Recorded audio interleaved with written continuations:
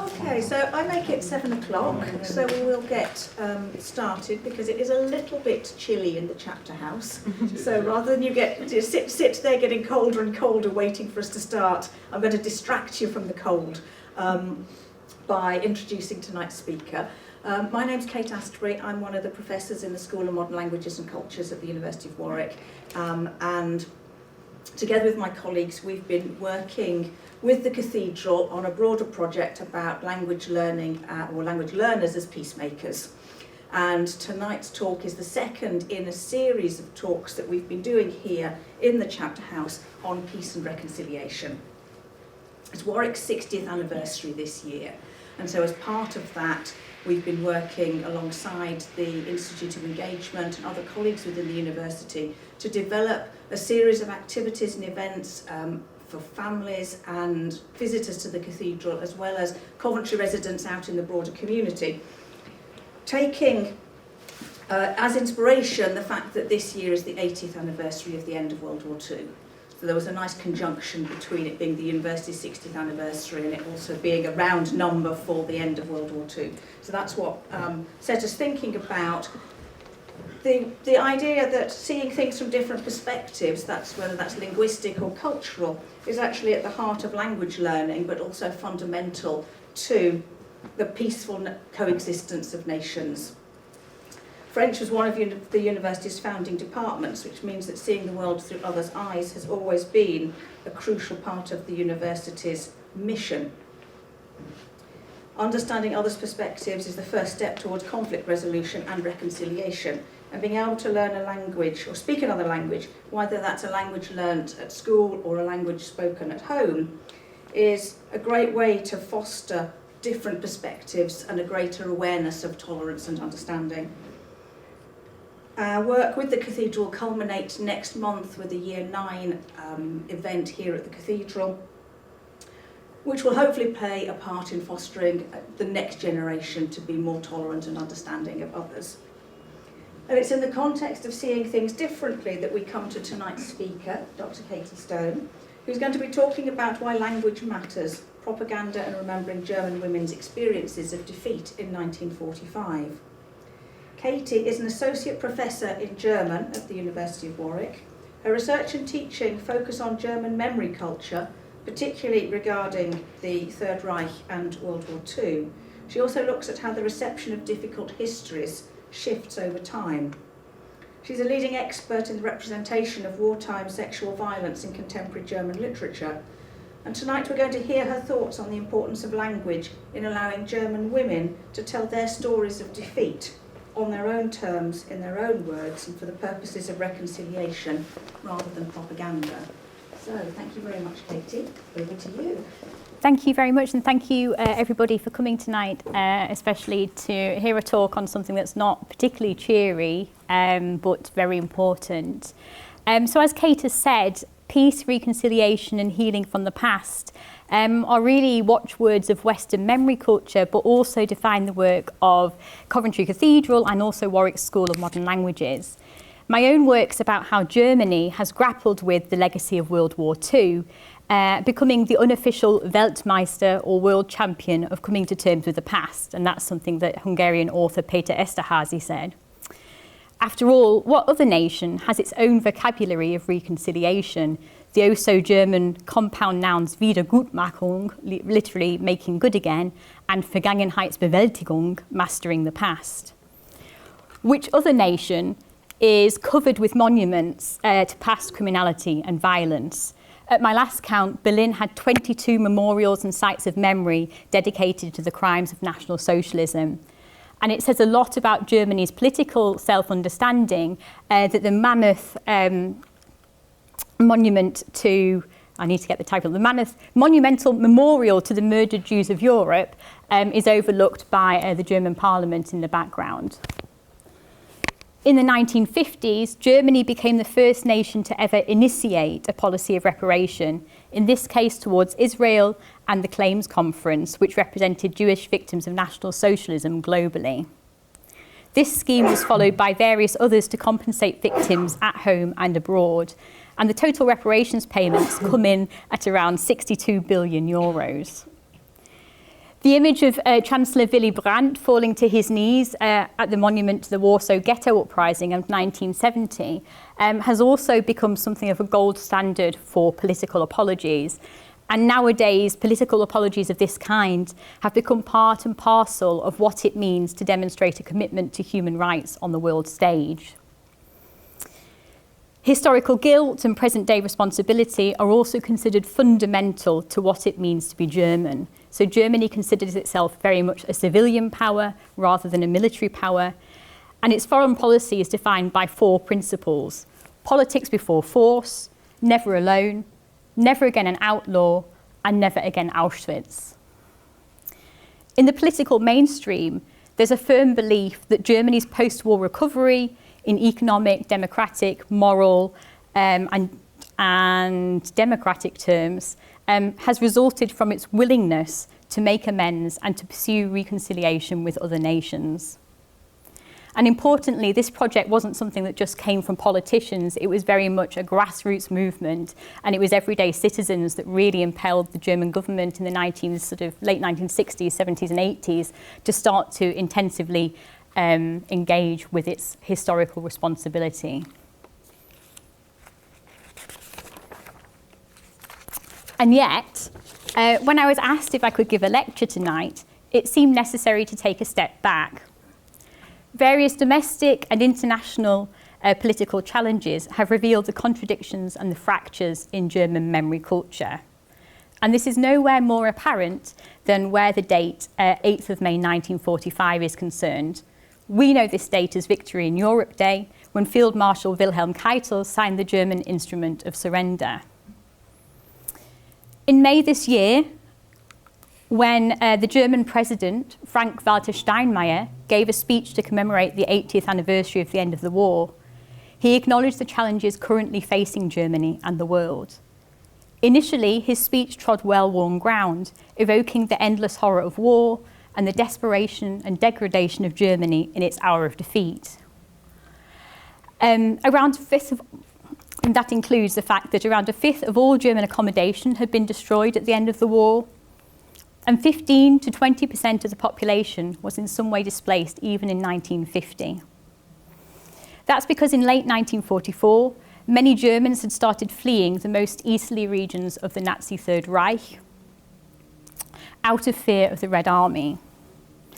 After the Potsdam Agreement of August 1945, which redrew the borders of Europe again, many Germans were forcefully and sometimes violently expelled from countries such as Poland, Hungary, and Czechoslovakia. While some Germans had relocated to this part of Europe as part of the Nazis' expansionist war, its attempt to gain more living space for German citizens, many had been settled there for generations. Women were exposed to particularly gendered harms. Hundreds of thousands, if not millions of women were attacked in the closing stages of war and the early months of occupation by Allied soldiers.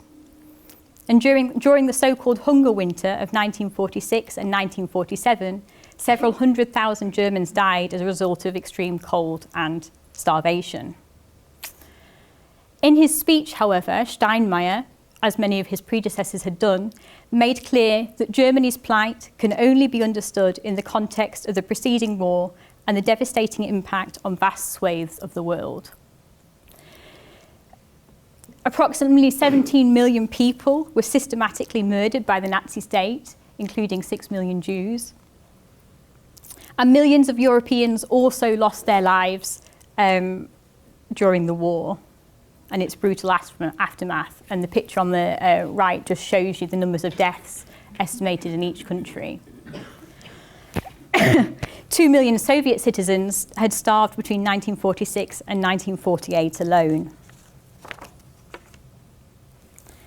Against this background, Steinmeier thanked the liberators of Germany and the rest of the world for embracing the spirit of reconciliation. However, he acknowledged that it was no longer possible to celebrate the defeat of National Socialism with quiet self-certainty. There was no longer room for complacency or for self-congratulation. Anti-Semitism and racist violence were on the rise. A nationalist party was the second largest faction in the German parliament, and hatred, division, and the freedoms associated with democracy were being eroded across the Western world. So for Steinmeier, it was vital to recognise that liberation was not the grand finale of history because of the threats facing democracy today. So he said, freedom and liberty are not guaranteed in perpetuity. The question that we must ask is, how can we remain free? And he insisted that the 8th of May still has a great deal to tell us, even today in 2025. And this comment was a pointed comment to the parliamentarians in attendance who belonged to the far-right Alternative for Germany and who argued that it was time to draw a line under this chapter of history. Central to Steinmeier's speech and to German memory policy today is the notion of liberation, Befreiung. But this word is also at the heart of a political tug of war in Germany about the meaning of 1945, how the country understands itself today. And in the next half hour or so, I want to home in on the question of language and why terminology matters. This isn't just a question of politics, it's a matter of how political labels shape the stories that individuals tell about historical violence. To begin, I want to sketch out a little bit how the term Befreiung or liberation became anchored in German memory politics. I'll then move on to how the extreme right Alternative for Germany challenged the so-called liberation lie, the notion that Germany had been liberated rather than occupied, and how it exploits women's memories to challenge this interpretation. And then at the end, I want to suggest that memory propaganda of this sort isn't just empty rhetoric.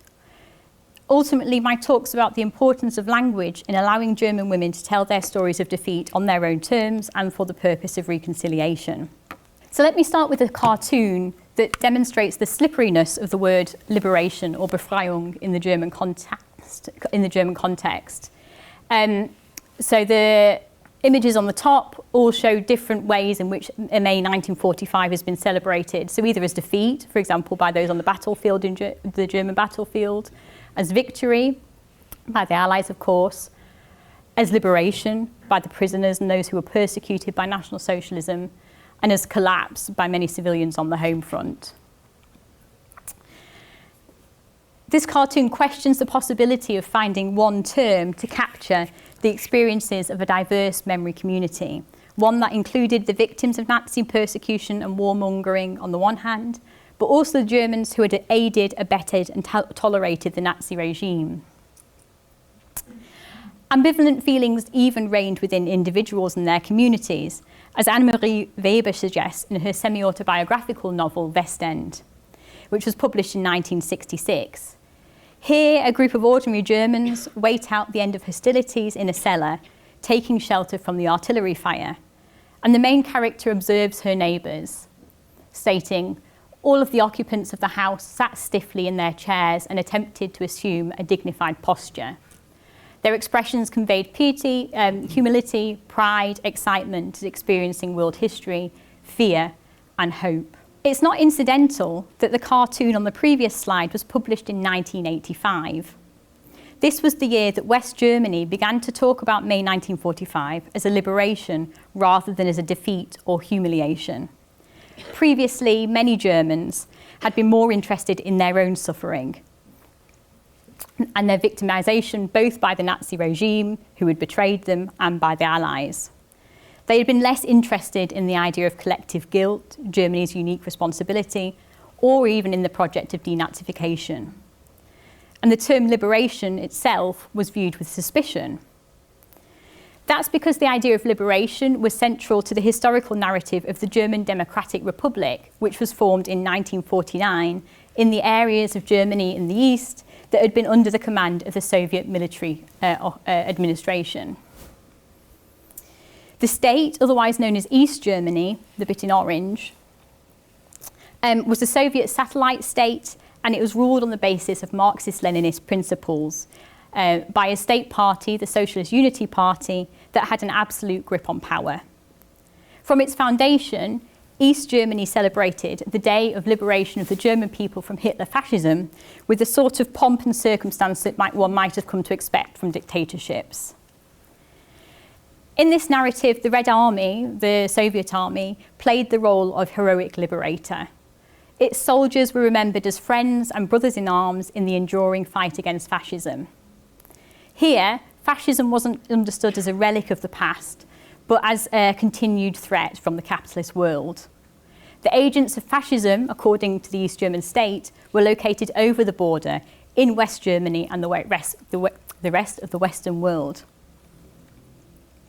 Naturally, according to the East German state, East Germany was only populated by resistance fighters and the political victims of National Socialism. And that's why the party referred to the Berlin Wall as the anti-fascist protection barricade. And the picture here on the left is just a celebration of 25 years of the Berlin Wall, otherwise known as the anti-fascist protection wall. And there was a lot of propaganda, obviously, explaining to people that the Berlin Wall was a good thing because it was protecting East Germans from the threat from over the border in the West. Within the party's carefully curated version of history, there was no room to suggest that Germans had been anything other than delighted by the liberation of Germany from Hitler fascism. It also wasn't possible to imply that the Red Army had been anything other than benevolent and gentle. The Socialist Unity Party, the leading party, was very much wary of upsetting the Soviet Union. And it tended to brush off German self-pity about the bombing war, for example, as untoward. And it tended to characterise Soviet excesses as inevitable and forgivable, given the atrocities committed in the name of National Socialism. So to just sort of demonstrate the prevalence of this narrative and how widely it was propagated, the stamp on the right-hand side was issued to commemorate the 8th of May 1945, the 40th anniversary. And the poster on the left is one of the many that was advertising the month of German-Soviet friendship. It's a very simplistic account of German-Soviet relations. Doublespeak and censorship were used to protect the sanitised narrative of liberation. And so the millions of Germans who had been expelled from East Central Europe at the end of the war were referred to not as refugees, but as resettlers or new settlers. This euphemistic language presented their choice to leave the most easterly territories of the Nazi Empire as voluntary. Unpleasant encounters between civilians and occupation soldiers tended to be discussed euphemistically, using terms like excesses or encroachments, and that's if they were discussed at all. The theft of bicycles, watches, and other such trifles stood in for physical violence against people. One rather outrageous political memo went as far as describing complaints of violence against women as a form of collective psychosis induced by Nazi propaganda. Of course, the official narrative of Soviet heroism was not accepted wholesale. And we can see that from the sort of underground jokes that circulated. So one of these jokes parodied the East German deference towards the Red Army with the words, "We thank those who liberated us," from buttermilk and eggs.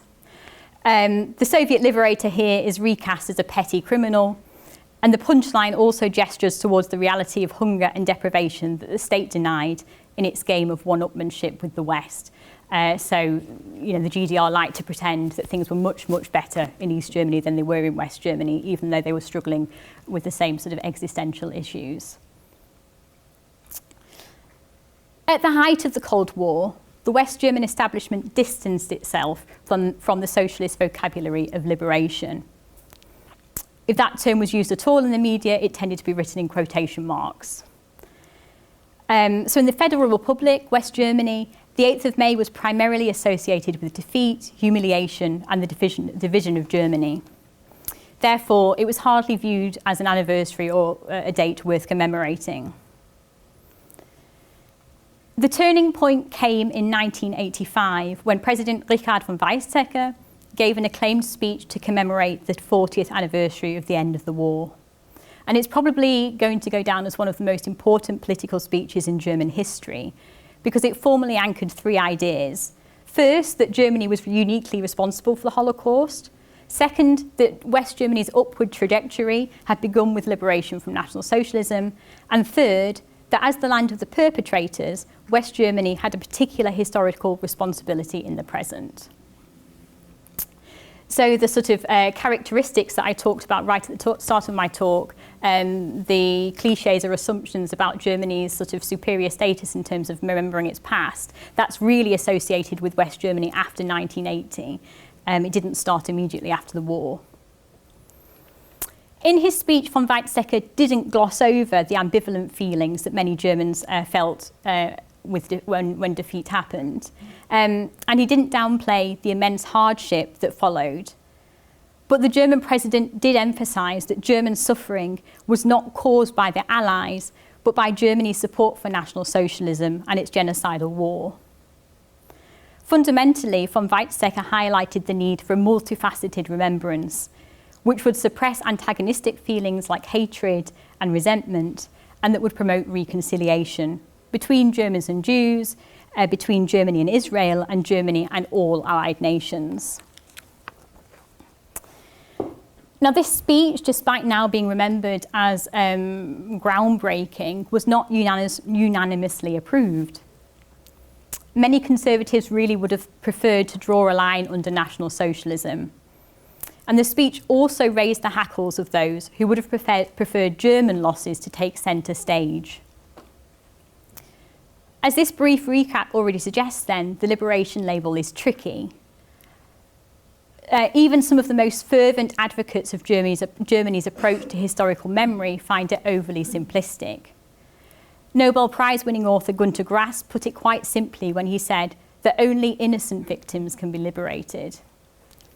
For Jewish author Max Czollek, the rhetoric of liberation is trying to speak to two different audiences at once: the victims of National Socialism on the one hand, and those who enabled it on the other. In so doing, the liberation narrative risks collapsing the experiences of these different groups. Ultimately, he claims, it's not easy to find a terminology that works for everyone in a space of plural memories.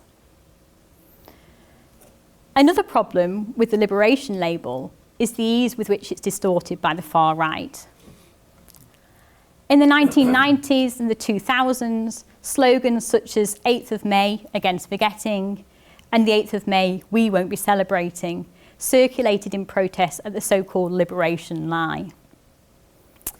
In Demmin, in the eastern Mecklenburg-Vorpommern, which was one of the first parts of Europe to be conquered by the Red Army at the end of the war, in this place, neo-Nazis went as far as staging annual funeral marches to commemorate German losses. And when they did so, they often highlighted the suffering of women. The rise of the Alternative for Germany has amplified these voices. So the party was founded in 2013 as an anti-Eurozone and economically liberal protest party. And since then, not only has its popularity increased, in the recent 2025 election, it became the second biggest party in the German parliament. As you can see, it's especially popular in East Germany. But its ethos has also changed. So now it is very much a hard nationalist, anti-immigrant, anti-woke party. And earlier this year, Germany's Federal Office for the Protection of the Constitution classified the AfD as a right-extremist, racist, and anti-Muslim organisation. So from this recent survey in 2023, the sort of opinions and views of people who supported the AfD were compared to the general population. So amongst those who would vote for the AfD, there was a great approval. 56% thought that it was right to send foreigners home if there weren't enough workplaces, weren't enough jobs. 44% agreed with the statement that other nations might have done important things, but Germany has achieved more than all. 34% agreed with the statement there is a worthy and unworthy life. 39% agreed with the statement we should have a leader who rules Germany with an iron fist. 33% agreed that the Nazis had also achieved positive things, and 19% agreed that today the influence of Jews is too great. So clearly more extreme opinions than the rest of the population. What does the word gesamt mean? Total. Huh? Total. Total.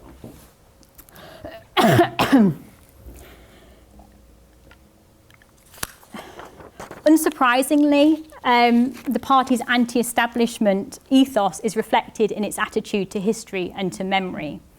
In particular, it believes that Germany has been overly fixated on the Nazi past. And in 2018, one of the architects of the party's right-extremist turn, Alexander Gauland, went as far as describing the Third Reich as but bird poo on the window of German history, although he used cruder language than that. It's also against creating a permanent public holiday to commemorate the 8th of May.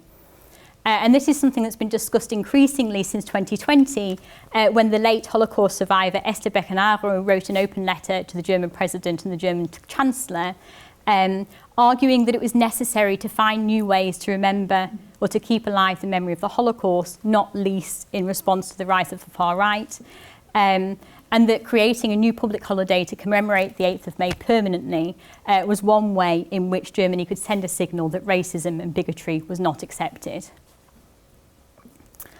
As Alexander Gauland, speaking in Parliament, stated, however, this date's too ambivalent to be a public memory, in his opinion, a public holiday, in his opinion. Part of the problem here is linguistic. The German word for national holiday is Feiertag, literally day of celebration. Now, Gauland acknowledged, of course, that the victims of National Socialism had experienced the 8th of May as a liberation. But he added that the women attacked by occupation soldiers in 1945 would see things rather differently. And this brings me to the second part of my talk and the question of where women's memories fit into all of this.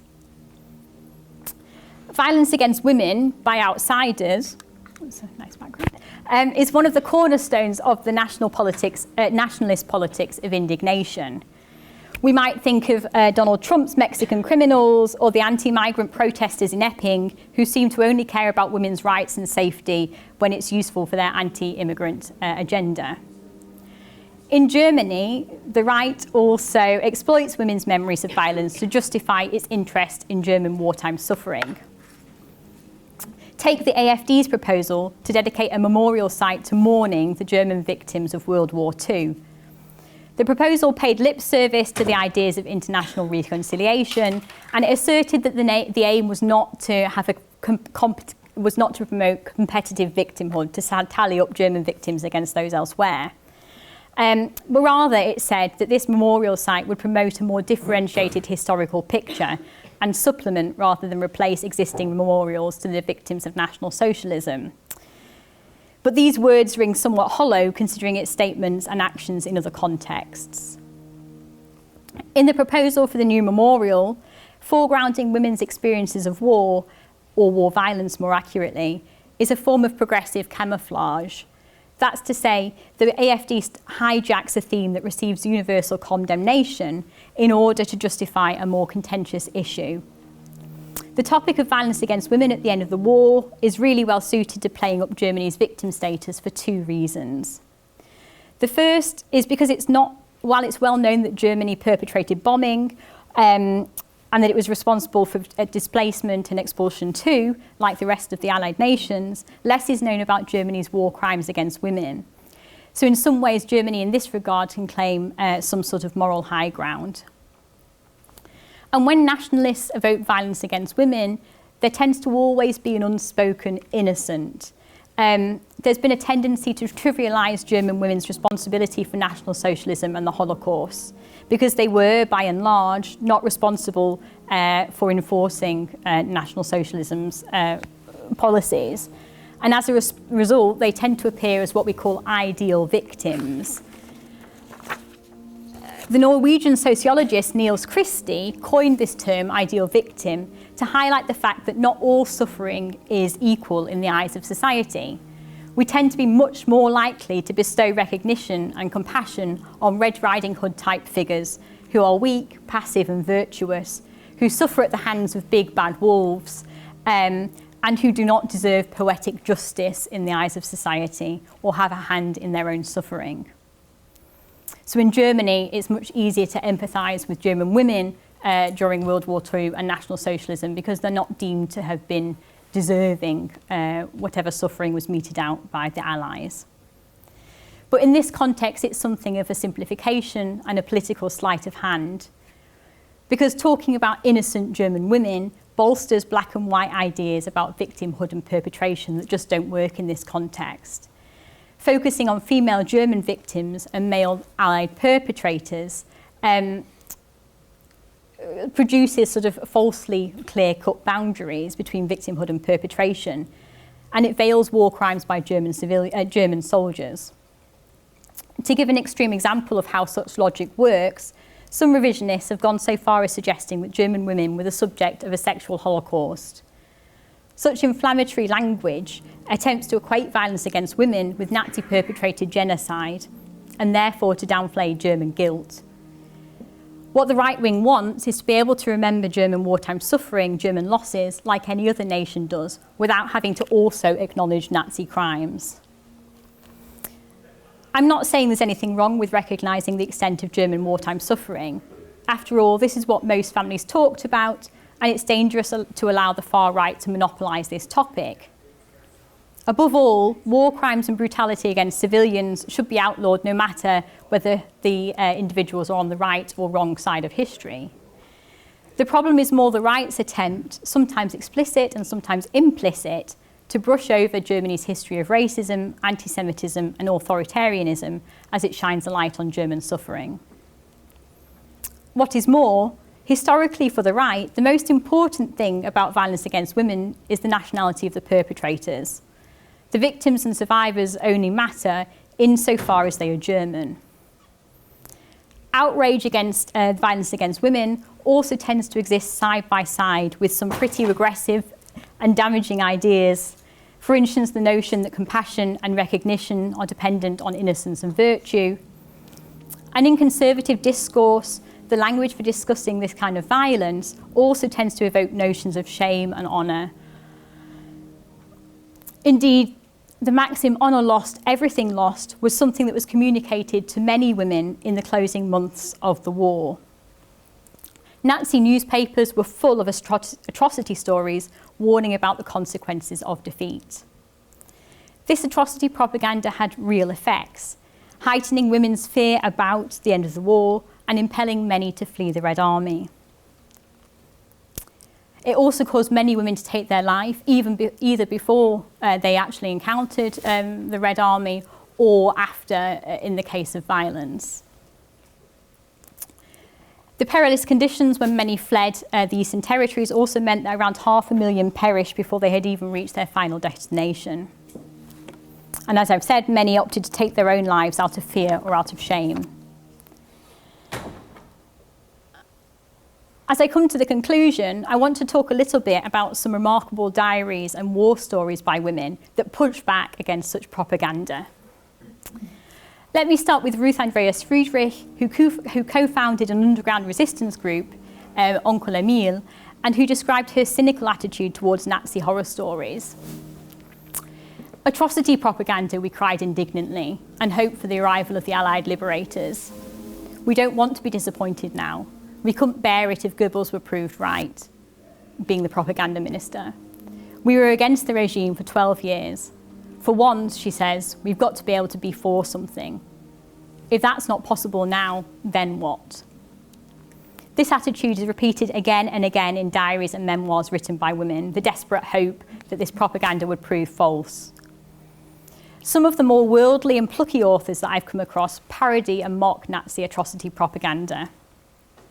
The acclaimed journalist Margaret Bovary brushed it off as shrieking and as a racket. And in these diaries, when you look at the sort of the entries that happened just before the arrival of the Allied liberators, the sort of jokes that women are making about atrocity propaganda and what it's promising is going to happen to them are pretty scandalous even today.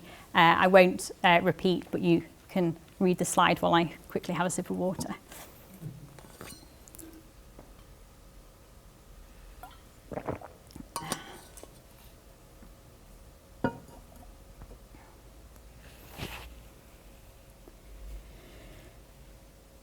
through such language and mockery of Nazi propaganda, women like Bovary signal a form of silent, albeit passive, resistance against the Nazi regime, as well as a distaste for its attempt to exploit women's fears.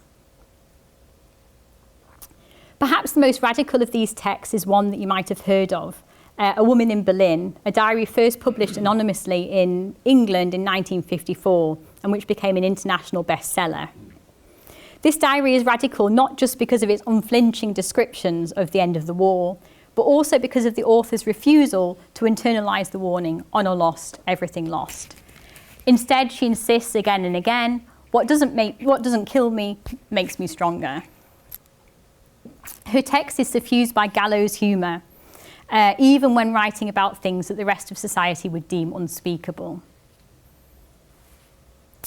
And it evokes throughout feelings of what Wallace Chafe calls non-seriousness, which he believes is key to humour and to understanding why humour and laughter are not identical. That's to say, because the feeling's a very pleasant one, people have invented many ways to enjoy non-seriousness. But there are other things that can trigger this feeling, many of them not the least bit funny.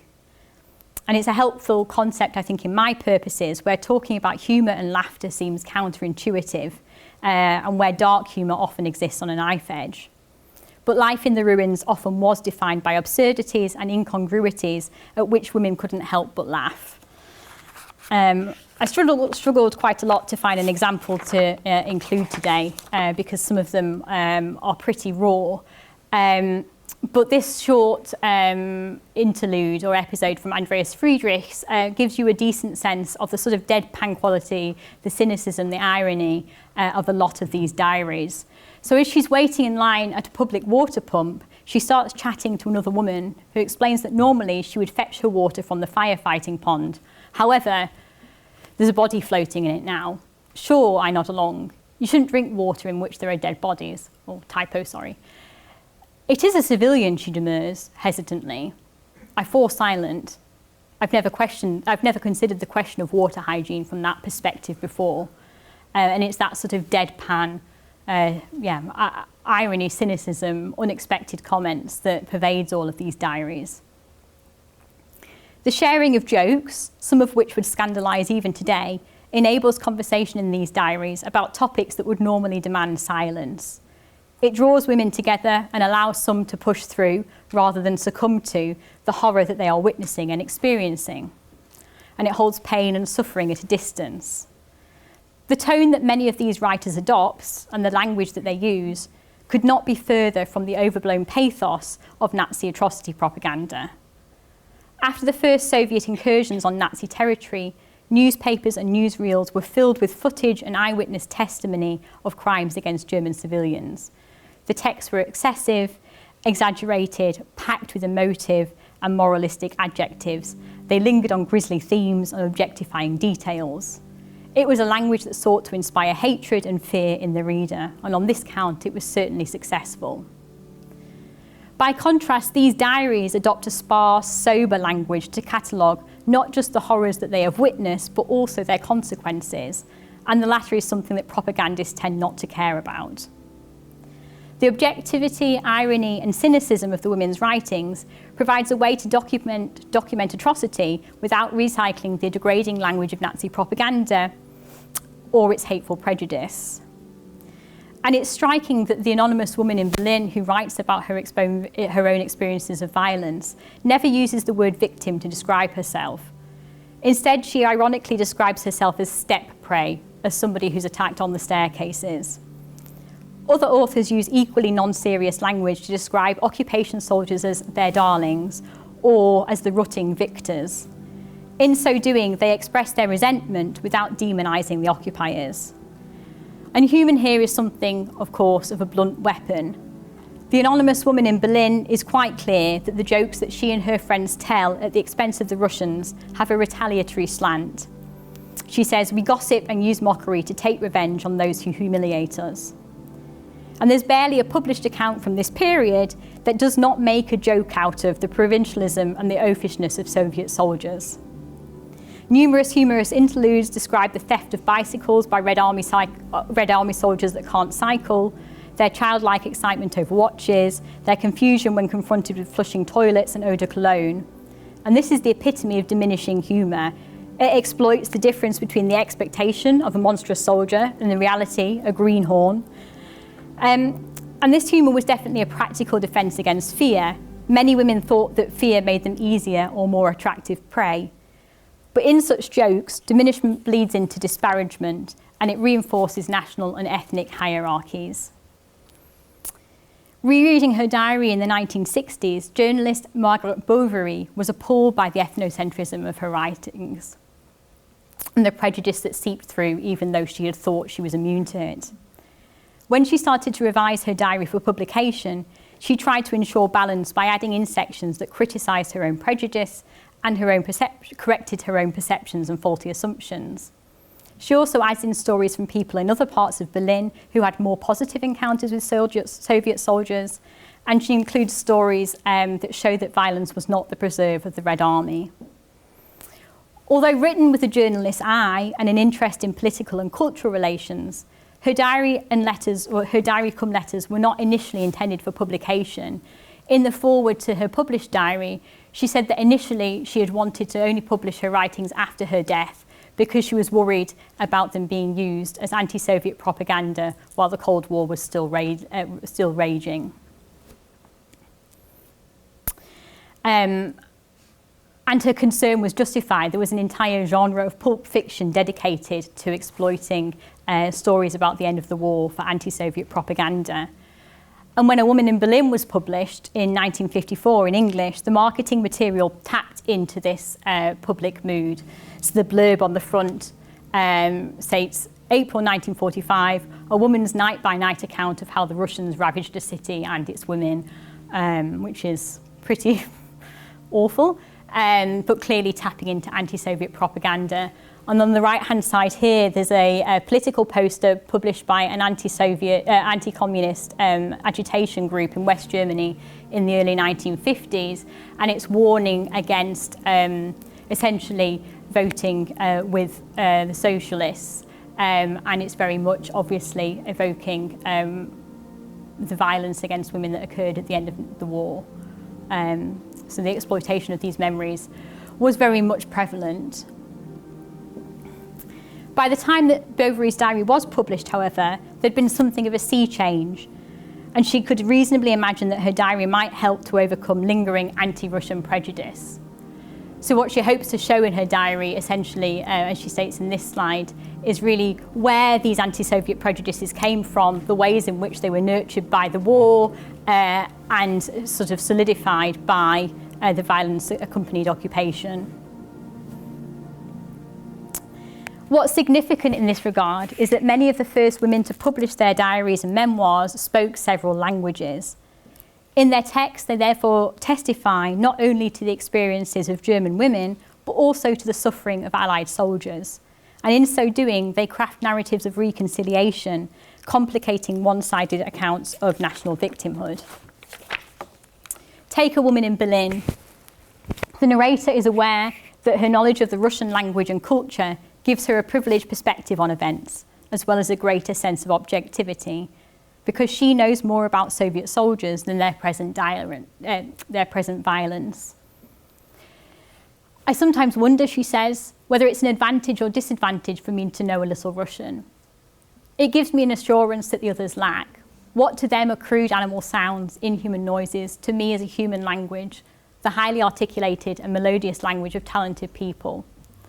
Although I experience fear, I nevertheless talk to them as one human being to another, distinguish between the worst and the tolerable characters, see them as individuals and can form a picture of them.